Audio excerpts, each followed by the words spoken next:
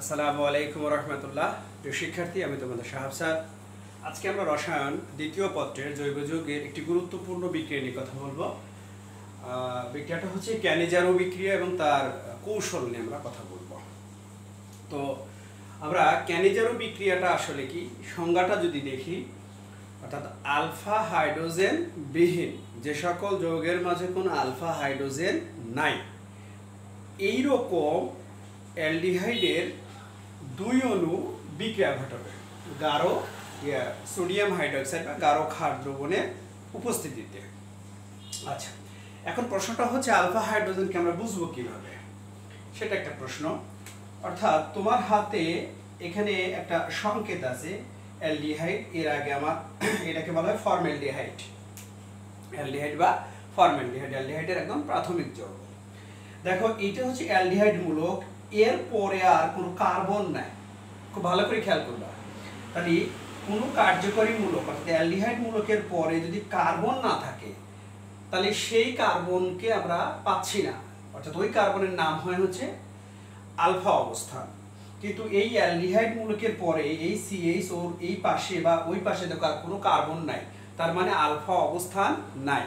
এই জন্য বলা হয়েছে যে এই মূলকের পরে বা পূর্বে বা পরে আর কোনো দ্বিতীয় কোনো কার্বনের অবস্থান নাই, যেটাকে আমরা আলফা পজিশন বলবো। এই জন্য বলা হয়েছে যে আলফা হাইড্রোজেন বিহীন।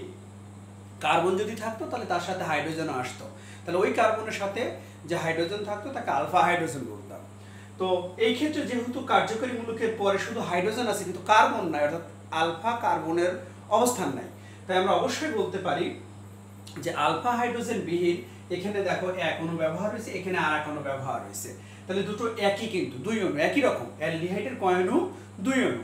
গাঢ় সোডিয়াম হাইড্রোক্সাইড বা গাঢ় ক্ষার দ্রবণের উপস্থিতিতে বিক্রিয়া যখন ঘটবে, তখন এই দুই অণু অ্যালডিহাইডের মধ্যে এক অণু অ্যালডিহাইড জারিত হবে।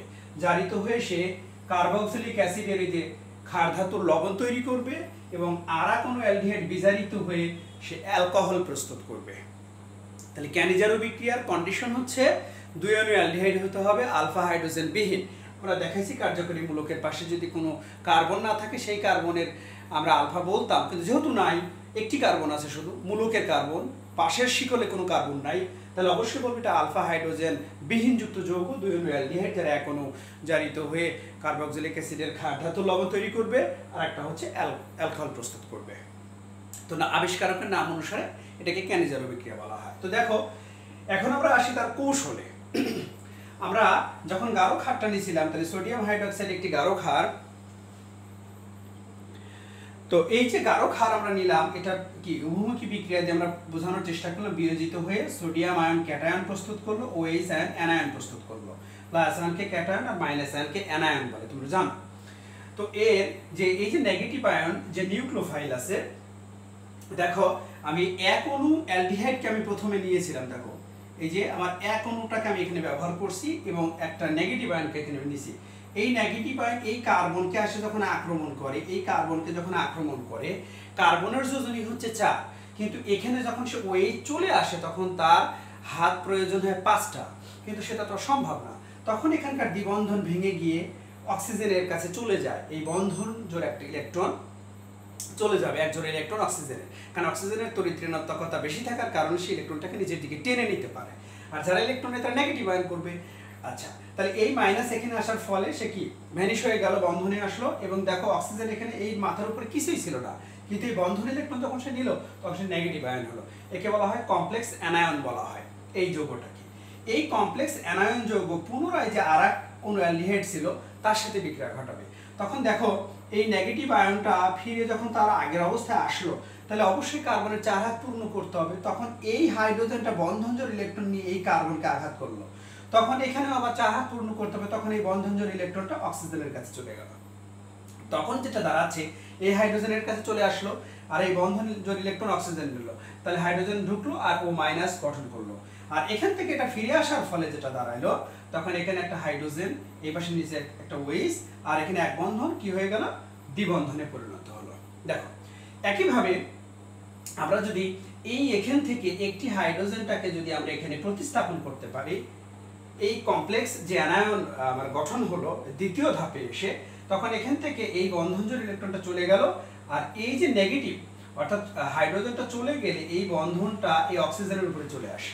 কারণ হাইড্রোজেন আর অক্সিজেনের তড়িৎ ঋণাত্মকতা পার্থক্যের কারণে বন্ধনজোড় ইলেকট্রনগুলো অক্সিজেন নিজের দিকে টেনে নেয়, হাইড্রোজেন তখন সরে যায়, প্রতিস্থাপিত হয়। তখন এই বন্ধন আসার কারণে তার নেগেটিভ হয়ে গেল, আর এই এইচ ওর সাথে যুক্ত হয়ে গিয়ে OH হলো। তখন এটাকে বলা হয় ফরমেট আয়ন, আমরা এটাকে বলতেছি ফরমেট আয়ন, এটাকে বলতেছি মিথানল। প্রিয় শিক্ষার্থী, খেয়াল করো, প্রথম ধাপে তারা কমপ্লেক্স অ্যানায়ন গঠন করবে। ওই কমপ্লেক্স অ্যানায়ন পরবর্তী যে অ্যালডিহাইড অণু আছে তার সাথে যুক্ত হয়ে তারা ফরমেট আয়ন এবং মিথানল প্রস্তুত করবে।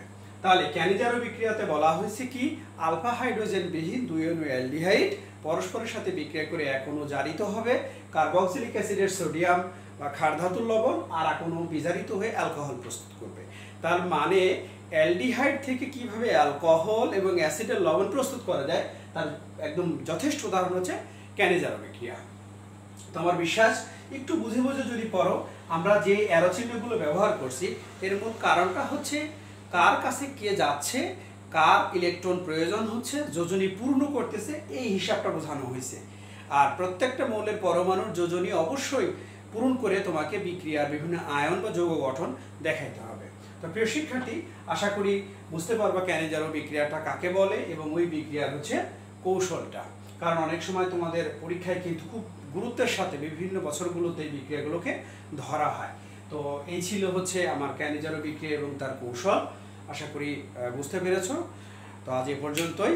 সকলের সুস্বাস্থ্য এবং দীর্ঘায়ু কামনা করে বিদায় নিচ্ছি। আসসালামু আলাইকুম ওয়া রাহমাতুল্লাহ।